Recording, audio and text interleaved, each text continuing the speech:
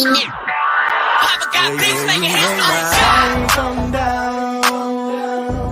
Ooh, you make my high come down. Always tripping when you come around. Never have to cut you out like right now.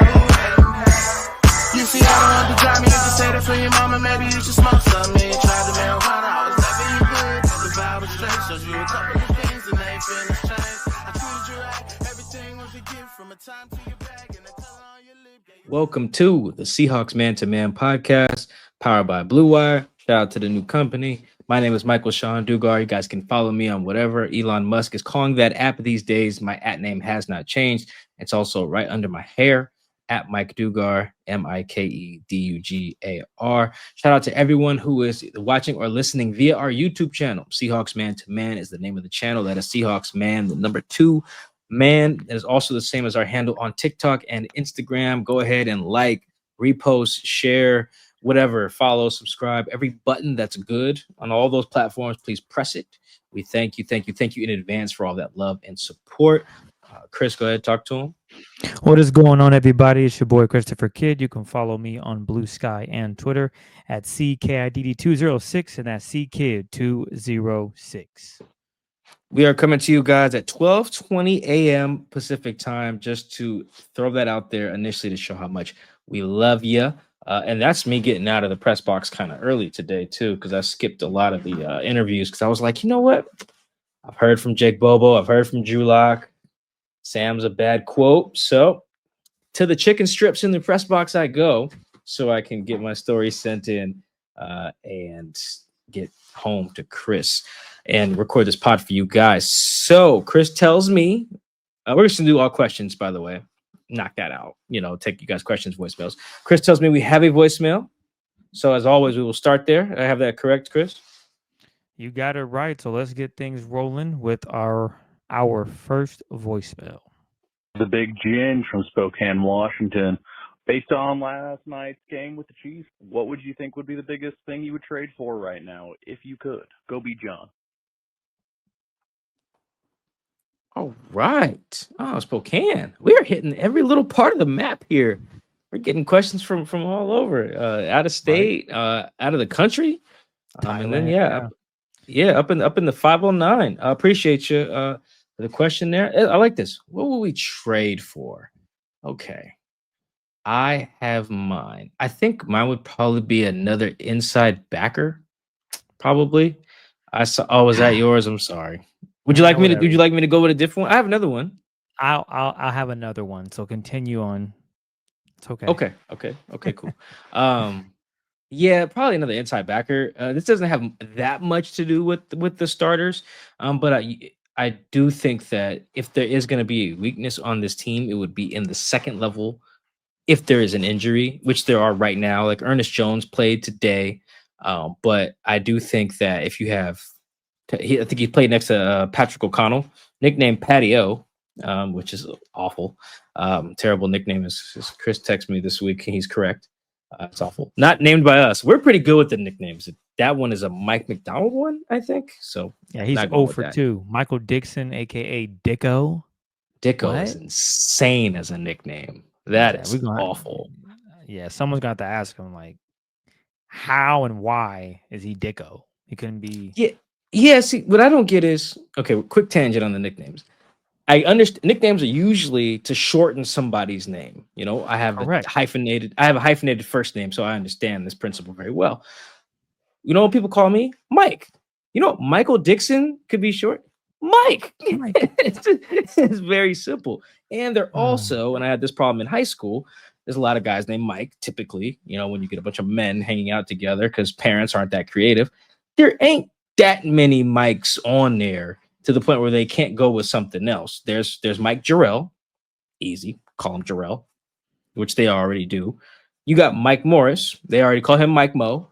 Very simple. Same they used to do with Mike Morgan, a former linebacker. So that just leaves Michael Dixon. Call him Mike. Dicko is silly. Anyway, tangent over. Back to the inside linebacker situation. I think the second level there is whether the current defensive weak spot, and you saw it today. actually. Shout out to Gardner Minshew, starting in place of Patrick Mahomes, who did not play in this preseason game. Minshew completed I think a 22-yarder to Isaiah Pacheco in the flat. I think that was, I have to watch the film. I think that was a Nick Eamon / communication issue there. It doesn't look like they were set. But I do think if they were in quarters, which I think they were, that would have been Nick in the flat there. But I don't know. Either way, they busted the coverage. And that was a second level issue, I'm pretty sure. The next big completion was on 3rd and 4. He threw the ball to someone named Tyquan Thornton. Hopefully he's not a notable guy. That's someone I should know. Anyway, that one for 14 yards, kind of whistled right by Ernest Jones there. So I do think that if there's something I'm looking like, all right, where can this team find somebody to maybe upgrade or shore up a potential weakness? Probably be at the second level because Tyrese Knight is out right now. Half knee injury, half unspecified medical issue. I hate the unspecified medical issue thing. I have flashbacks of the Regenikine 5. If you guys remember, there was all these guys with knee injuries, and Pete wouldn't really tell us what was going on, and they were just like fly to California and get some like blood transfusion thing that was like maybe legal, maybe wasn't. Maybe Kobe Bryant got it in Germany, maybe he didn't. It was very weird. I think Regenikine is the name of the procedure. KJ Wright was among the guys to get it in 2018. Michael Bennett, I think, as well. So when I hear the coach don't want to tell me what's up, I immediately think it's something like that. So hopefully that's not the case, though. But if there is something that could be a hindrance to the potential excellence of the unit, I see the second level, especially with Nick being so young, Nicky Minwari. Like if he's going to be young and you got Ernest and a mystery linebacker there, whether that's Drake Thomas, Patty O, Tyrese Knight, I don't like that. I just don't feel great about it. If the goal is to have the best defense in the league, I think that's the one spot you could probably upgrade. If I don't know who's out there, but if there was a spot, that's where I'd call if I'm John. I'll go with defensive tackle because after Jay Reed, I'm not sure if Riley Mills is going to get any playing time this year coming off that injury. Any updates on Riley, if he's going to be getting any action? I know it's been pretty quiet. He tore his ACL in December, so I don't see him playing. Right now, their starters are Jay Reed, Murph, and Leo. And then they're coming off the bench with Brandon Peely, who had the safety today.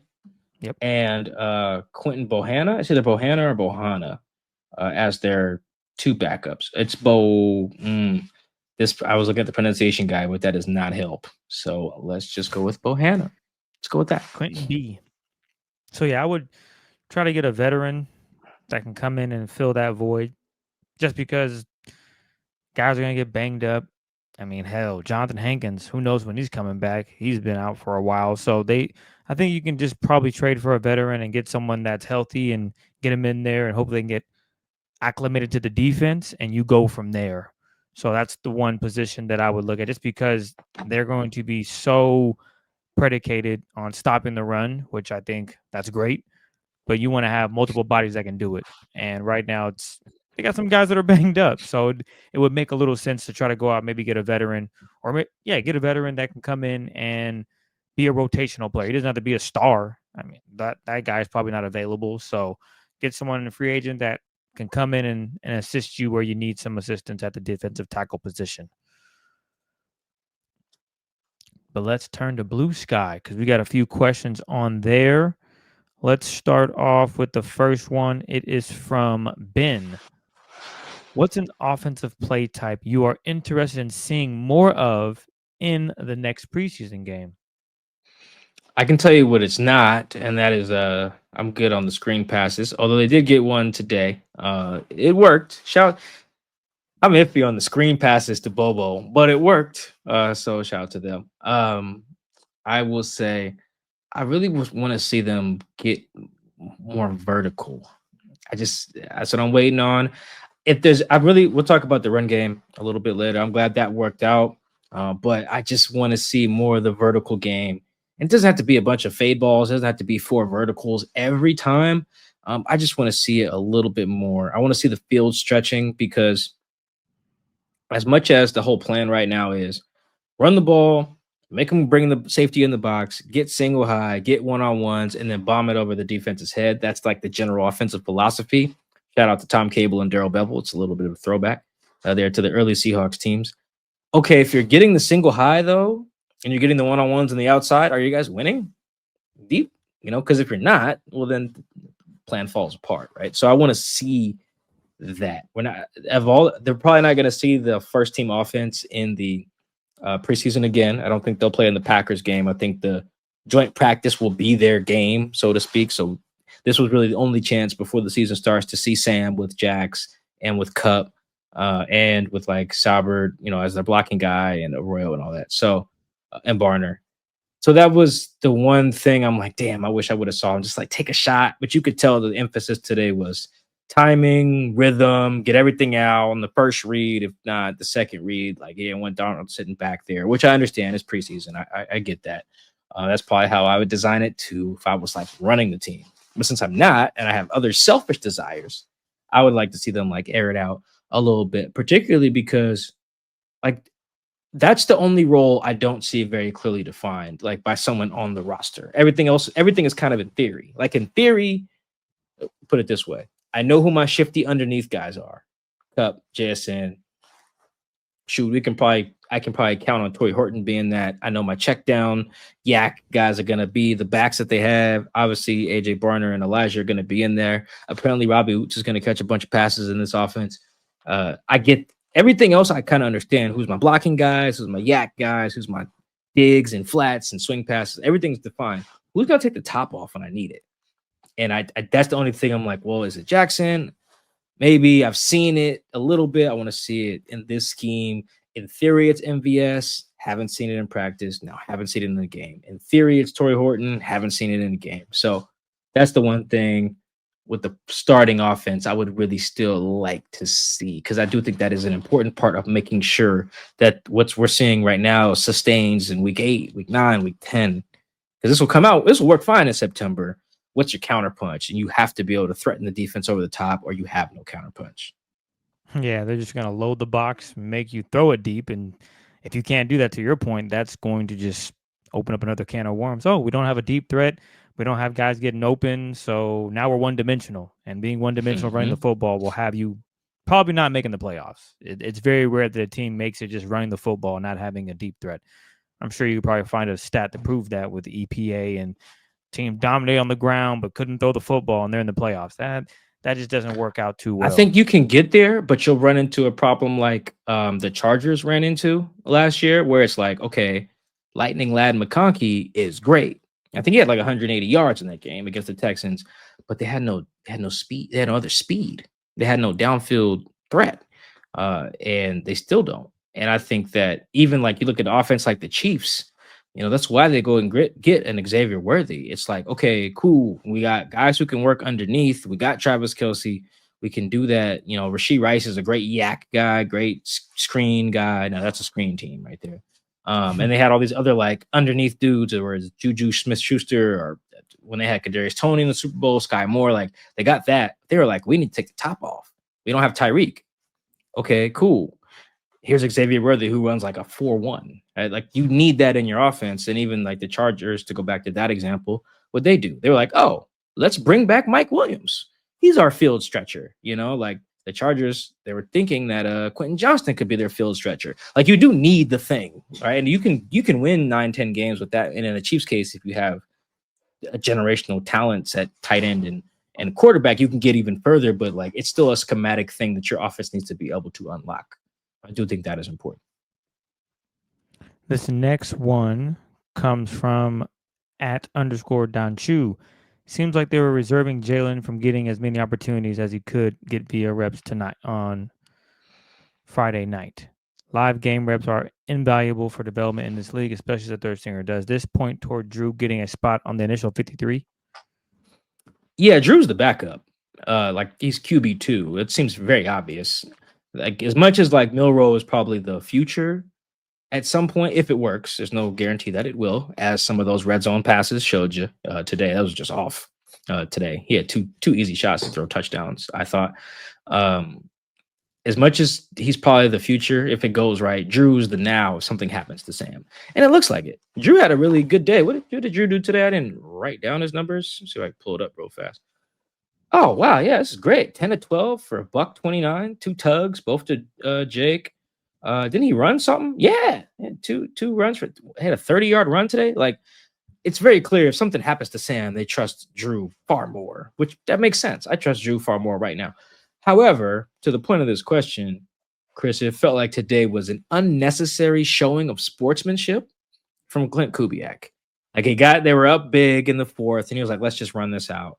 And it's like, sure, you respect the other team, go ahead and do that. That's in theory, yes, do that. But Clint, my dog, we want to see number 6 spin it. More importantly, we want to see if he can spin it, because that is not very clear. Again, he should have probably thrown a couple touchdowns today, or at least one if those 2 misses I'm thinking are on the same drive. Like, he can make some throws, but we still need to see more. To the point of the question, those reps are invaluable. I would have dropped back every time with Milroe or zone read stuff. Like, I want to see that. Maybe you hand it off to Jacardia Wright and number 35, last name Tyus, Anthony Tyus the third. Like, I don't want him touching the ball more than Milroe. I just don't. I'm trying to evaluate Milroe. That's the whole point. And they'll tell you that too. Like, we want to evaluate all our guys. Okay, well, what's more valuable? Evaluating Jacardia Wright and Anthony Tyus, which, I mean, no knock to them, but you guys get the point. I would say that no matter who the third and fourth string running backs are. So, yeah, I thought that was an unnecessary showing of sportsmanship by Clint. I didn't even take notes the last 2 Milroe drives. I was like, these guys just handing it off. Like, it's the fourth quarter of the Super Bowl, and you're up 30. No, man, spin it. Let 6 spin. Because he needs it, not because I selfishly want to see it. He legitimately needs it. So I thought that was dumb by Clint. So, yeah, Drew's the guy. He's QB2, which makes sense. There's really no argument that Jalen's a better quarterback right now. So, yes, I would anticipate they keep 3 QBs, Drew being one of them, unless they get to the point where they may want to switch the pecking order, and Drew's just like, I don't want to be QB3. See if there's a spot open where they need a QB2 because their guy sucks or whatever. He'd be an automatic upgrade, scheme familiarity. I think an interesting one would be like Cleveland. They're running the same scheme. All of it. Drew's better than all their guys. To be honest, he's better than all 6 quarterbacks on the roster. Drew's better than. I'm including Deshaun Watson in that too. So anyway, but until something like that happens, yeah, Drew is quarterback too, and it makes sense. If Sam rolls his ankle in the first play of the first game, Drew gives the team a better chance to win, and there's just no disputing that. No matter how high any of us are on Milroe's potential. This next one is from @CoolHandLuca. I haven't been able to watch preseason games beyond highlights, so I'm wondering if you can explain the Seahawks' newfound success with running the ball. Is it better blocking scheme, smarter use of added blockers, tight end and fullback, improved talent, or just all the above? Yeah, it's a good question. It is a little bit of everything. I think the main thing, at least from watching it live, really is that the point of attack, like the front side of some of these runs, because not every run is just all 5 old linemen. And we talked about this a lot last year with, like, the point of attacks were really bad. Like, it was like, particularly in short yardage, it was running behind the dudes who, like, clearly shouldn't be run behind. I remember one time, I think it was the Rams game in overtime, the front side of the play was like Jackson and Tyler, like trying to hit it off the edge or something like that. I was like, what? Come on, man. Like, even if they were really good blockers, that's just stupid. But then sometimes they were trying to have their point of attack be just like right up the gut off like Olu and Anthony Bradford, and it just wasn't hitting. And then some days it was really good. Remember that game Zach had against the Cardinals, I think, in Arizona? He ran for like $150 or something. They just kept pulling, I think it was Abe and Saltawa, right? And then they just kept running counter. Yeah, and it just kept working because the point of attack was really strong that day, and then some days it wouldn't be. I thought on all of their runs in the last couple games, the point of attack has been really good. The guys on the front of the runs, I think there was. I can see that the broadcast angles they're showing of the replays you guys are getting. They're giving really good ones on the runs, and it really helps to have Mike Robinson in the booth to explain that stuff while Mike Bennett makes jokes and stuff, which works. I think their booth dynamic is fine, but for the schematics, I think Mike Robb has been really helpful on the preseason broadcast, and you can see him explaining like this is why this works, this is why that block works. He's a former fullback, so I think a really good example is on. I'll give you two examples on on Zach's touchdown run. Oh my God, good Lord, that's a thing of beauty. Look at the left side of the O line, and I think it's Eric Saubert coming in to seal. Oh my God. Like, look at the point of attack there. We talk about, like, I think one of the criticisms of, or one of the reasons people feel that Zach Charbonnet should be RB1 over Ken is because he reads blocks better and he just hits it forward. Dog, Ken could hit a hole like that with his eyes closed because it was just so wide ass open. Like, you just got a clear seal, and it helps that you got the guys flowing the wrong way because of the movement of the linemen.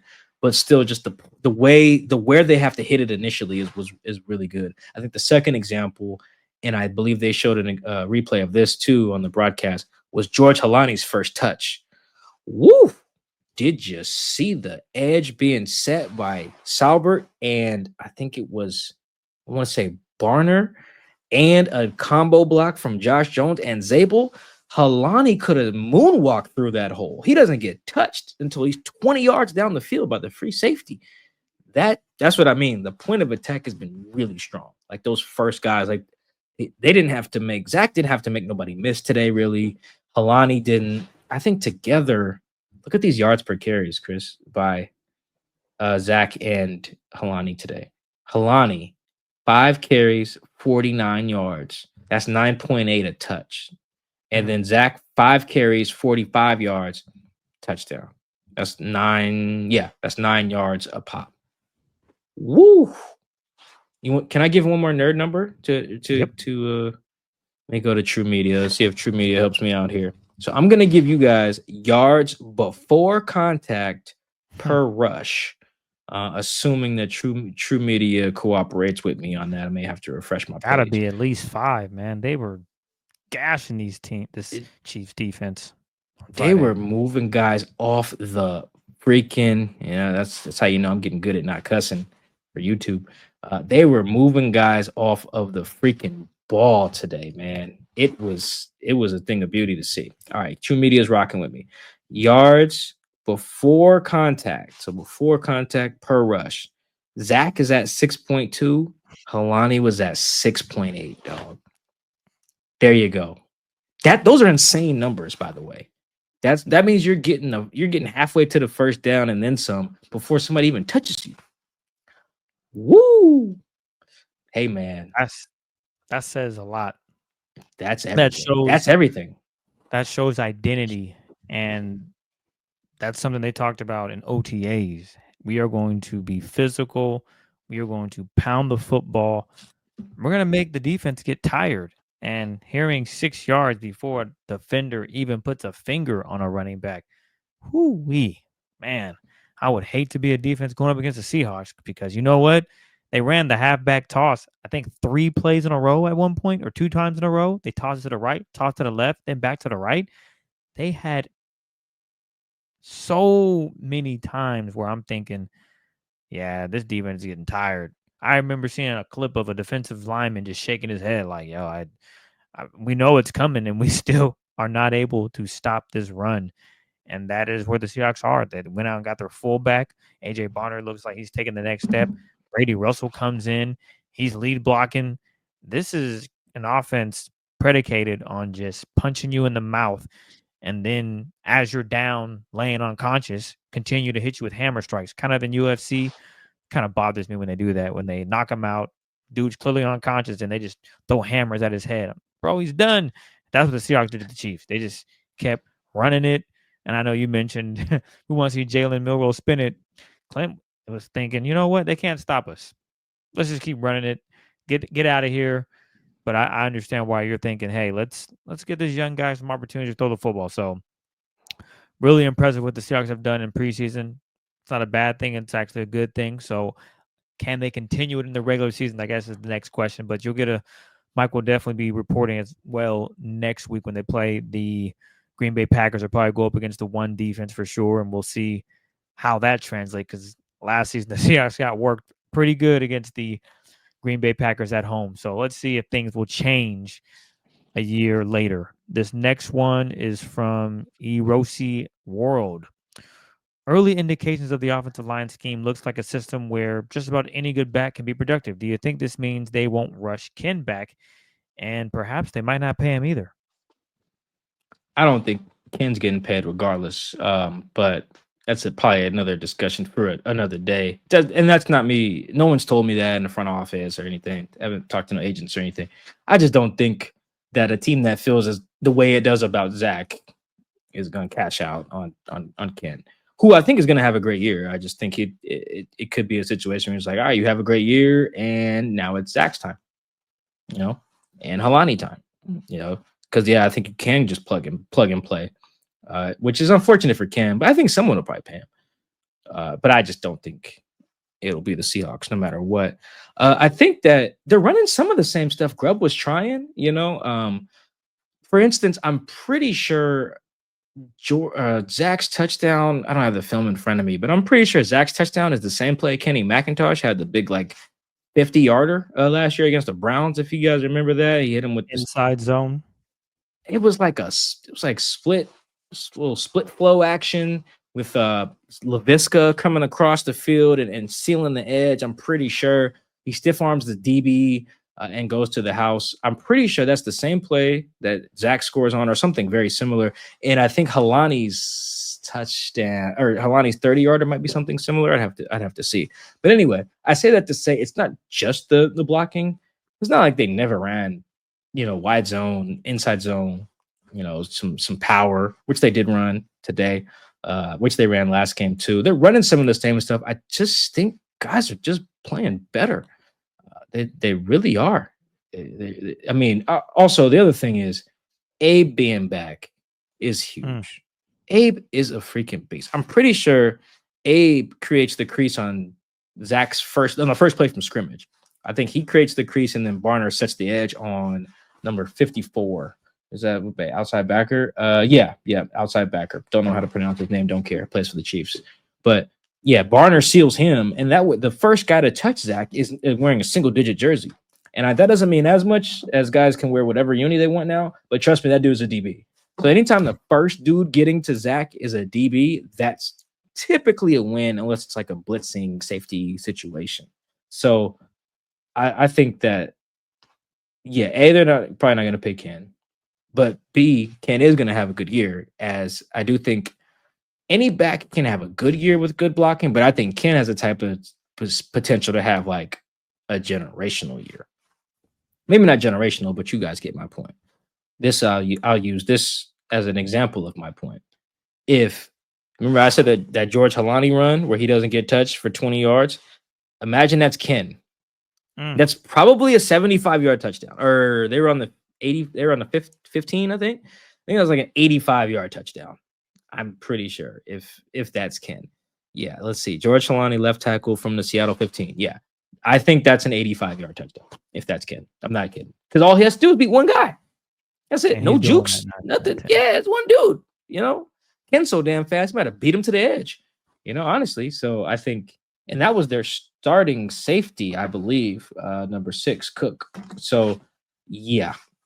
I think Ken's gonna have a great year. I think a lot of backs that they have can have a good year, but Ken is gonna have a special one. But I think that because of the fact that other backs can have a good year, that this is probably the last we see of K9, barring some injuries and stuff. You know how that goes. But hopefully it's a good year. Hope it's like a 1,300-yard year or something like that before they send him out. This next one's from Dante Cristo. What do you think of the offensive line in terms of pass blocking? Oh man, Chris, I thought they had how do I want to say this?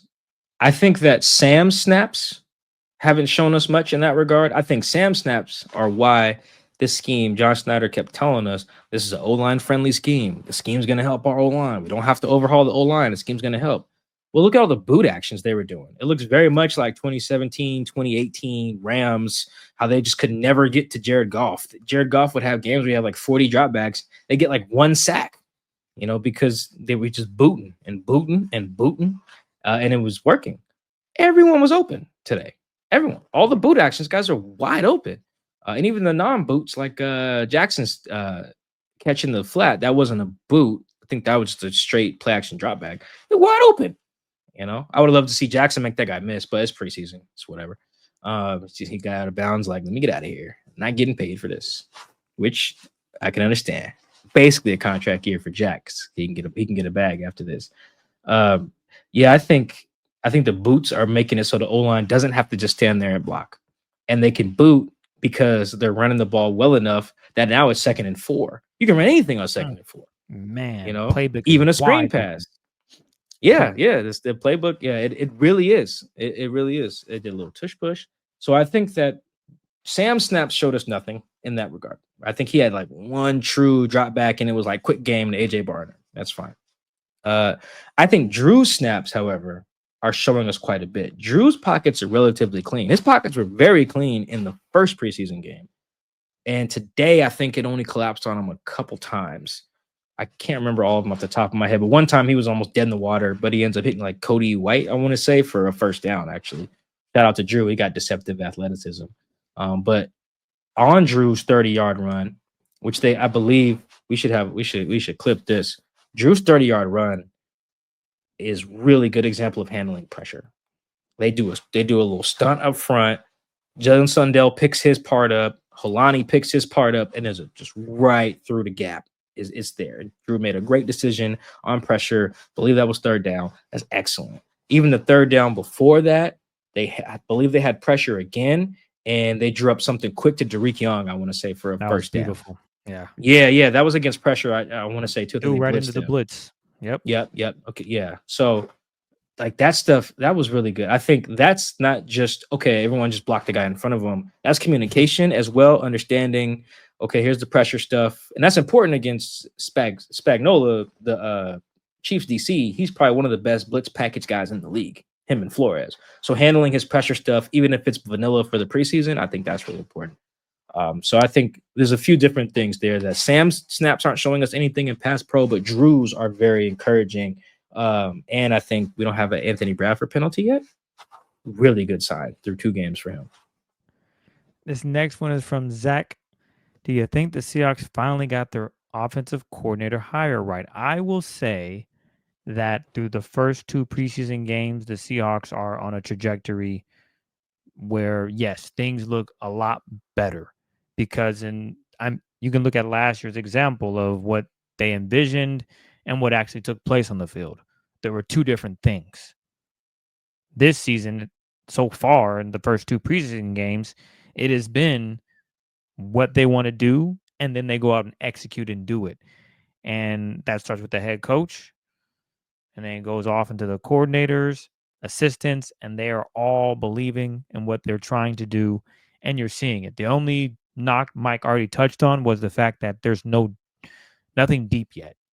There hasn't been any explosives deep down the field where you're saying, damn, MVS, JSN, someone has to take the top off. No one has done that yet. So that's the one concern. But outside of that, I think they are on the right path in regards to with this Clint Kubiak hire. My concern is just consistency because they look great when he's with the Saints, but I know they had a bunch of injuries and things of that nature. So obviously everything kind of fell apart. With the Seahawks, hopefully they can stay healthy. And yeah, maybe this offense is consistent for 17 weeks where they are running the football, play action passing, and they have a deep threat. So we'll see. I'm hoping that in the 3rd preseason game, and maybe Mike, you'll get a chance to see it against Green Bay, that they do show that they have some deep threats and they can test the defense and make them respect that deep ball. Because if not, that's just going to be another challenge for them to overcome throughout the season. So yeah, the thing I'm worried about, and this is admittedly me being a little scarred from previous coordinators, I've seen a lot of promising seasons flame out in November and December offensively. Now, the Let Russ Cook season of 2020, it may not be the best example because of all the behind the scenes dynamics going on there with Russ's desires mixed with Pete's desires, mixed with Shotty's desires. But I'll even use the 2019 season then. They were still kind of playing Pete ball, and they slowed down quite a bit. Russ and Lamar Jackson were neck and neck in like some MVP type talks through, I think, the Tampa game where Russ threw a bunch of Russ had thrown a bunch of touchdowns to that point. And I think he threw a game winner in overtime to Jacob Hollister against the Bucks. And at that point, it was like, ooh, who's going to win MVP, Lamar or Russ? And it just kind of cooled off. And in 2020, it cooled off again. And then Geno was really good. And I think like October and November of Shane Waldron's season in 2022, and it cooled off again. So I need to see it sustain. That's it. To say you got the hire right. Because I've seen it look good all the way through like Thanksgiving, through multiple coordinators now. And so I'm a little scarred by that, you know. I think if you want to look at other teams as a good example, we've seen this with like the Cardinals. How many years, and if you haven't been in fantasy, you know, how many years Kyler Murray looked like the MVP for like 6 weeks. And then by like December, you're like, dog, should they trade him and draft Caleb? You know, like seriously, that was like a thought the year Caleb came out. Because it was like, dog, this Kyler thing, he keep tailing off towards the end of the year. It was so bad that we were all blaming Cliff Kingsbury. And then Cliff was like, no, it was Kyler. Because look what happens when I get Jaden. We turn up when the weather gets cold. So he's a good example. I think the other example is the Dolphins. They come out in September, boy, and put up numbers. They scored 70. And that offense was buns by the end of that same season. So I just got to see it sustain. I do. But they're on, like Chris said, they're on the right path. Looks very good. But for me to say definitively, oh, they got it right, I can't say that. I've seen too many offenses tail off around Thanksgiving-ish for me to say anybody has got anything right in August. This next one is from Max Purdon. Not trying to bury Grubb too hard, but given his shortcomings, is there a world where an average play caller like Kubiak is a way more impactful upgrade than people think? Yes and no. I should break this into two parts, and you guys will see why I do this. Was it more than people in Seattle think?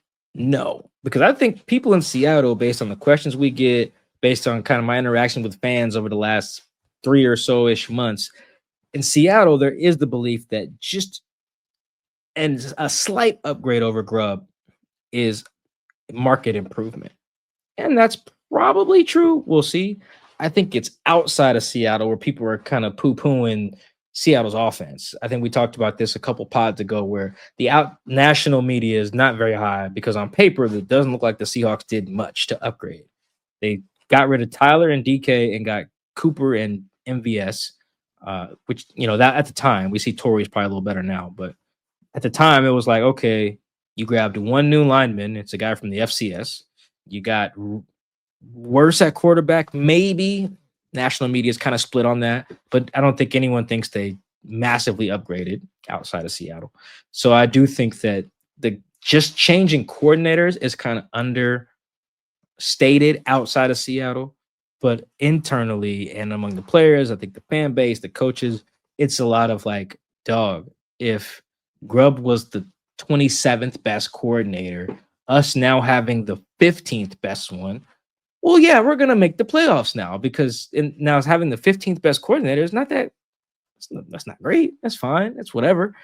But if the other guy was just buns, well, then, yeah, it's going to feel like a massive upgrade. And I do think internally that's been the messaging. They're trying to be nice about that, you know, because it's hard to, as a man who asked this question framed it, it's hard to say that without saying Grubb stunk. You know, it's really hard to be like, well, shoot, if Clint just don't stink, would be great. You know, you can't just say that if you John Schneider, right? You got to be nice about it. We can just say it, though. But I do think I probably lean, curious where you lean, Chris. I lean on if your goal is to just be competent, then yeah, just changing Clint and having a better, or just changing OCs and having Clint and Rick Dennison and all these other guys who have run something in their title. Sure, if you just go from bad to average, that's a huge jump. I think if your goal is just to be like competent, sure, that's fine. If your goal is to win a championship, I think you need more.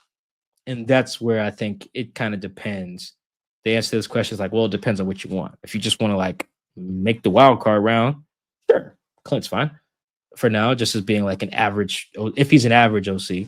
But I think if you have an average OC and you want to win a championship, eventually in January, somebody's going to embarrass you.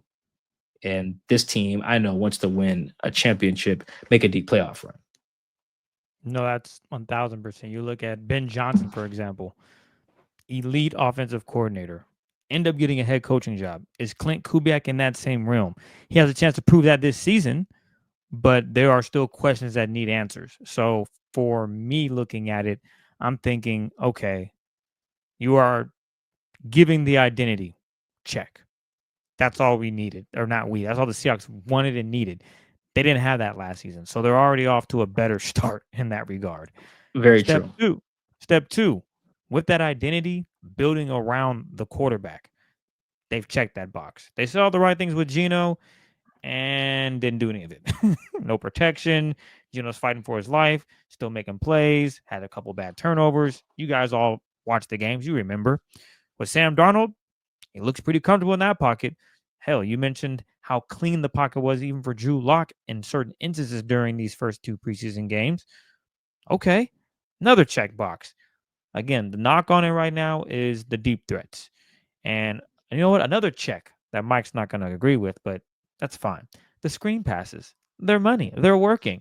And I can't wait to see it keep developing. And when they do use a JSN for a screen or a Ken Walker or Tory Horton, a guy, man, against that and last season against Colorado, Tory Horton, I think, had 5 or 6 catches that were screens, and he was just making dudes miss, making that first guy miss, and gaining 5 to 6 yards after the catch. So I think those are boxes that are checked that says, oh my gosh, this offense is so much different. And to your point, yeah, last season it wasn't good. So if you get a guy that's mediocre and he coaches that way, that's a huge upgrade. But I know this team has higher aspirations.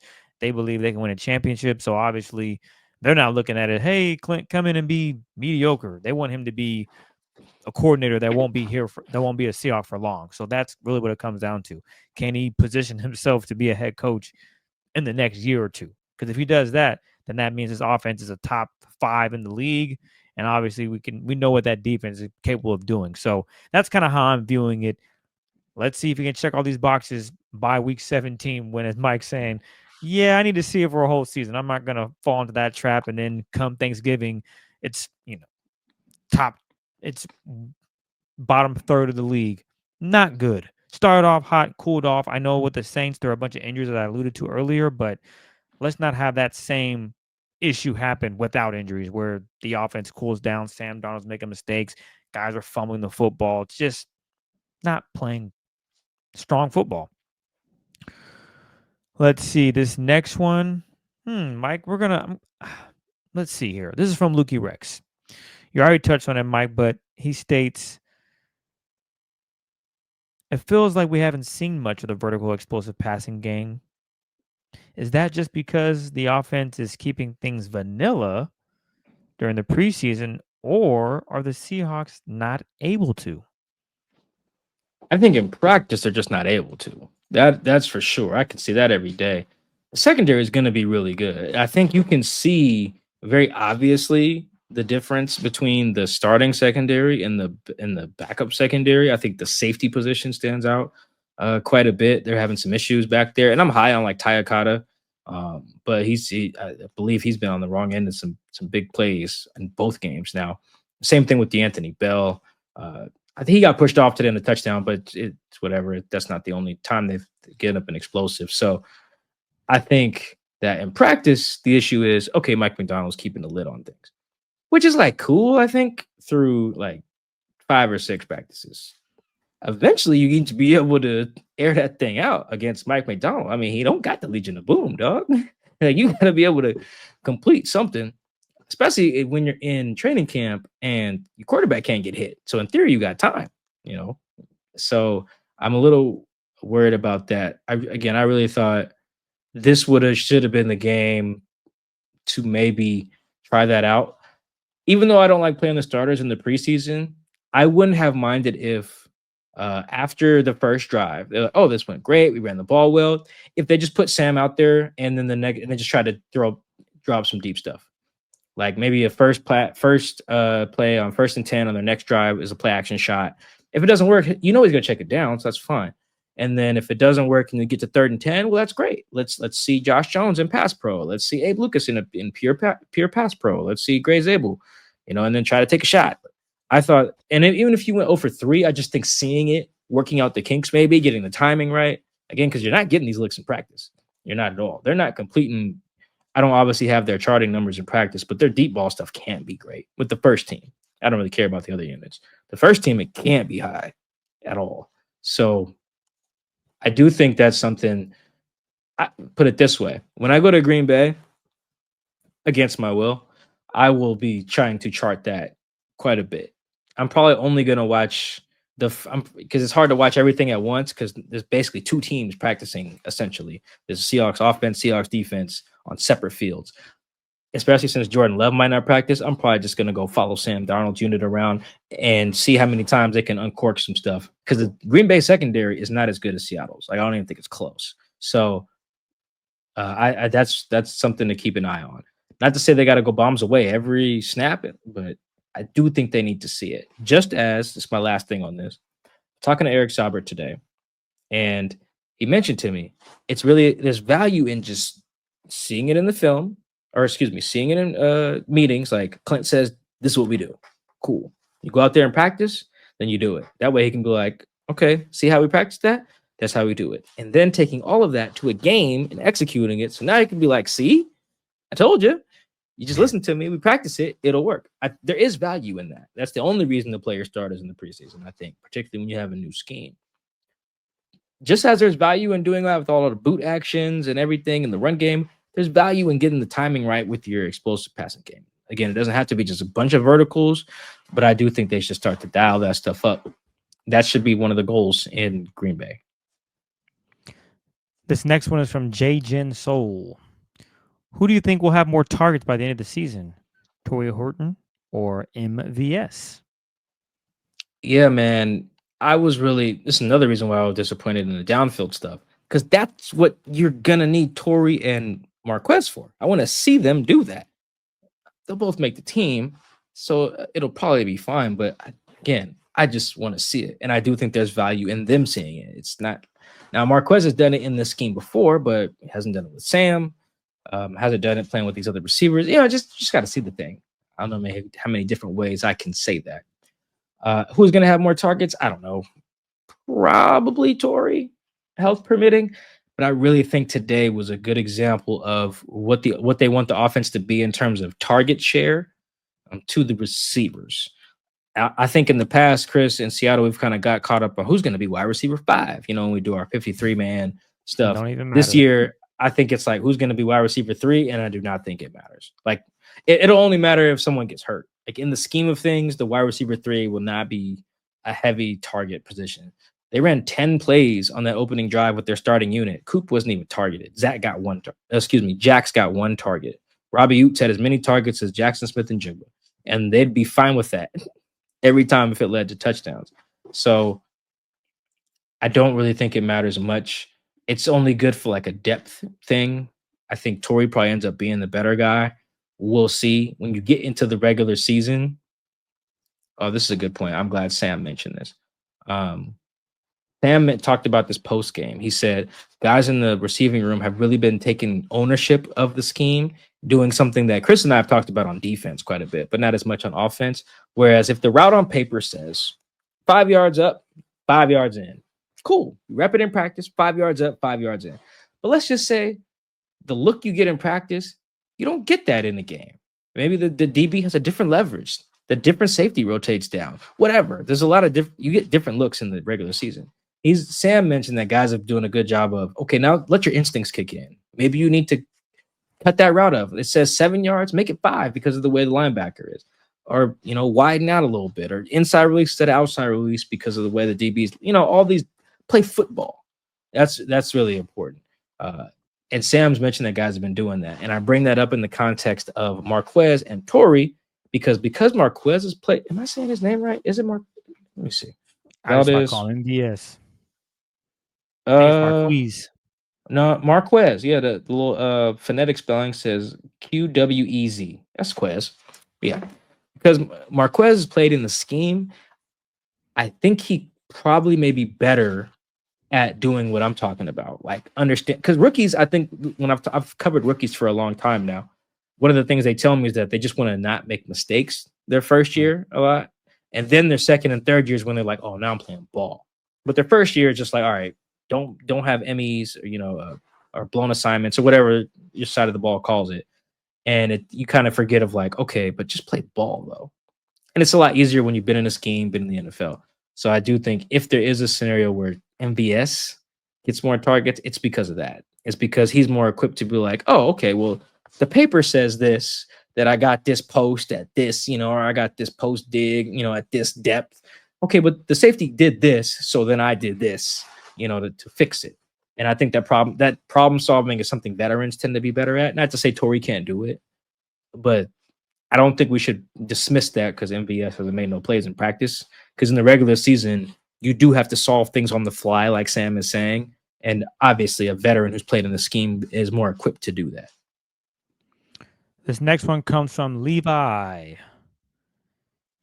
In the crowded and very talented wide receiver room, JSN, starter, Cup, Horton, ditto, MVS, veteran, who definitely has talent, Derek Young, flashing talent, Cody White, special teams ace, crucial for fringe players. Is there a world where Jake Bobo doesn't make the roster? If we do live in that world, some other stuff is probably wrong. It's probably like an alien invasion coming, Godzilla King Kong type fight in, downtown. I don't know, the return of Thanos, just other stuff. Whatever world that is, I just don't want to live in it. Because I was talking to some guys today on and off the record, like, I think I dropped this hot take last week or whenever it was. Dog, Jake might be their best route runner, man. Jake is a bad white boy, man. He is cold, like cold. Like even on one of the on the record guys I was talking to Spoon today.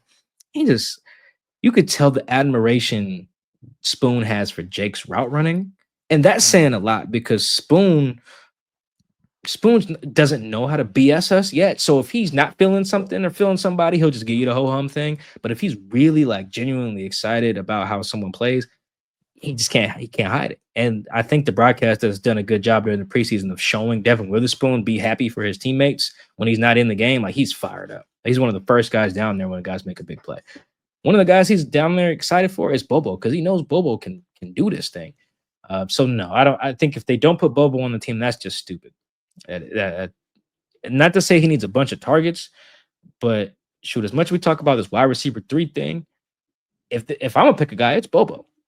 It is because that dude got hands. He's got great feet. He's got great spatial awareness on the sideline. He's the best toe tapper now with Tyler gone for sure. He's just a really good player. He's just slow. That's it. He's just slow. That's the thing he lacks. He's a good blocker. He plays special teams. I haven't watched the replay of his punt return. I was too taken aback by the fact that he was back there. I remember I'm in the press box. I sit next to Brady Henderson at the home games.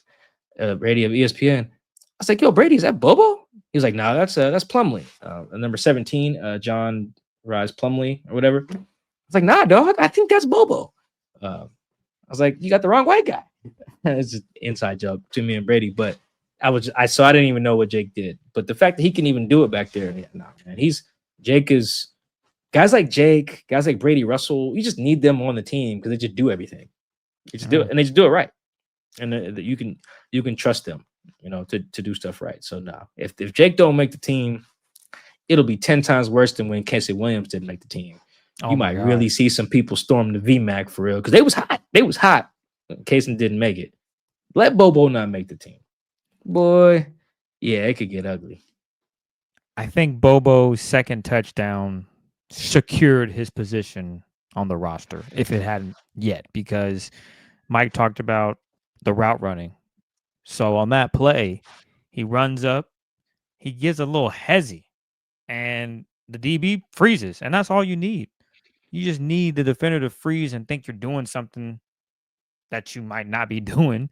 And next thing you know, he's up the sideline and he has a little separation. That's all he needs because he is able to contort his body, go up, make a great catch, and then not only he gets his feet down, and he does that all in a span of 3 or 4 seconds, and he makes it look so easy. Now I know it's a backup DB, but the thing is, he be doing that against Seahawks players, and that's to Mike's point about Devin Witherspoon showing love and appreciation because he be doing that to his teammates. So when he goes up, and Mike has mentioned how strong the Seahawks secondary is, so when he goes up against other teams, it's a walk in the park for Jake Bobo. So I think he's definitely making the roster. It would be a shock if the Seahawks found a way to put him on the practice squad or cut him something crazy because he is so talented. He does everything really well. The only thing he doesn't do well is sprint. He's just not going to burn you down the field. But you know what else? The thing is, though, he's going to find a way to get open. And you saw that on Friday. He was able to get a screen. He didn't think he was going to score. He hesitated when he caught it because he thought he was about to get tackled and then realized there is nobody home. And he was able to skate up the field and score a touchdown. Then, as I mentioned, on his second TD, just a great route, good hands, and then, of course, showing off the good feet. So I would just be shocked if Jake somehow didn't make the roster. But hold on, before we. Oh yeah. Sorry, yes, yeah, you're right. We've seen crazier. Sorry to cut you off. Dang, what was I gonna say? Oh, one more thing on Jake. Look at the difference, and I haven't seen the replay of it. So if Tory got pushed or something, I didn't see it. But there were two fade balls today. One to Bobo, one to Horton. I think Horton kind of had funkier timing on his. Like I think he almost tried to catch it on the way down. It looked like it just wasn't a great ball. That's why number 13 punched it away with relative ease because 13 got his hand in there and punched it out at the highest point. Whereas Tory, I think, was trying to do the DK thing, almost where you just jump real high and you just have your heads extended and try to catch it on the way down. Bobo went up and got his fade ball. It's just a little difference there. I think Bobo's really good at that. And that's where someone who may have a little bit better raw talent, at least raw athleticism, like Tory, not as much refined a player. Bobo looks like a lot more refined of a receiver, which is why he should be a no-brainer to make the team. We got a few more, Mike. This next one comes from RG Seattle. Do you guys think that the Seahawks have enough juice in the pass rush to truly be a dominant defense? That's probably the other thing that concerns me a little bit. I wouldn't trade there because I just don't think they're going to make the trade that's worth it. And I don't think the other teams are going to play ball. No Micah, no Trey Hendrickson, stuff like that. So it's not even really worth discussing. Yeah, I'm just not sure. It's really tricky. This week, remind me to do this, Chris. I'm going to see how many teams have not had an edge rusher hit 10 sacks in the last 5 seasons. Because that's where the Seahawks are right now. Frank and Jay Reed did it in 2018, and then in 2019, 2020, 2021, 2022, 2023, 2024. Actually, that's 6 seasons. They haven't had an edge rusher hit double-digit sacks. They got to be one of the only teams to have that happen. And that's pretty problematic. Because as we've seen, even on the bad teams, if you got a dude, he's a dude. You know, even if your defense still sucks, Max Crosby's still going to get his 10. He might get 15. Trey Hendrickson was on a terrible defense last year. Still got, I think he led the league in sacks. So he did. Yeah, so it's not even that you need the rest of the defense to be good. If you got a dude, he's a dude no matter what. Now, he may not be a dude that like transforms the entire quality of the unit. Dexter Lawrence, I think, on some of those Giants teams is another good example. He was pretty much on pace for 10 last year, then he got hurt. So I bring that up to say, I'm not sure. And if there is another thing I'm worried about, it's probably that. And it feels, Chris, this is where I'm torn. It feels a little nitpicky because I know they're still going to be high in pressure rate. They're going to generate pressure. They'll probably be high in sack rate. I expect them to be actually top 10 in both of those categories. So it's one of those things where do they have, like, does Leo have 9? Tank has 7. Boye has 6. D Hall has 7. You know, but then nobody has more than that. But as a team, they probably have like 52, you know, which would probably lead the league or at least be top 5. Do they have a year like that? Then yeah, then it probably doesn't matter. But I still just want to see it. It's just something in me that's like a football traditionalist where I do think you just need a guy. Like you just need a guy. And I do feel like that shows up quite a bit in the playoffs. Like, even if you are like scheme by committee, it just really, or pass rush by committee, so to speak, you really eventually need like, okay, who is the other team going to slide the protection to so we can really mess these guys up? And until you have that, I do think that it's eventually going to catch up to you. It's just a matter of when. This last one, it comes from Abraham Newelt. Thrilled with the performance as a whole. Any concerns from either of you with the unspecial teams? Cheers from Thailand. Appreciate the love, Abraham. Yo, Thailand, what the hell time is it over there? Jesus Lord. It's do you know? I don't know if you know off the top of your head, but that's gotta be. I gotta check my clock. 3:19 p.m. So he asked that question sometime in the afternoon. Oh, so okay. probably Not around that bad. 1 p.m. Yeah, it ain't bad at all. Not, He's not that enjoying his bad. Yeah, okay, never mind. I was about to show some. I'm still gonna show some love, but not that bad. Yeah, special teams quietly. I mean, we talked about it on the show last year, so it's not that quietly.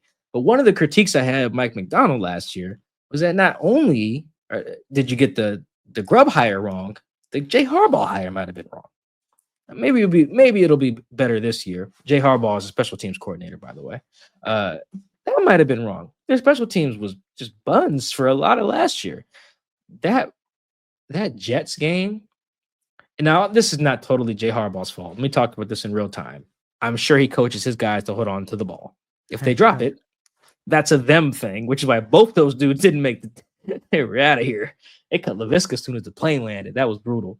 Anyway, but in general, the special teams that faltered. The Giants field goal block that return that ended that game. Stuff like that. Their coverage wasn't great for a little bit there. Return units weren't strong. Which that might not be a Jay Harbaugh thing. But yeah, I'm keeping an eye on that too. Not as big an eye. There's so much other stuff to worry about with the team. But yes, do have a little bit of concern there. Even though it's guys at the bottom end of the roster that gave up the touchdown to, I think it was Sky Moore, if I have that right. Ran like 80-something yards today to the house. But even then, before that, they were a Jason Myers open field tackle away from giving up, I think, a kick return touchdown, I want to say, in this game.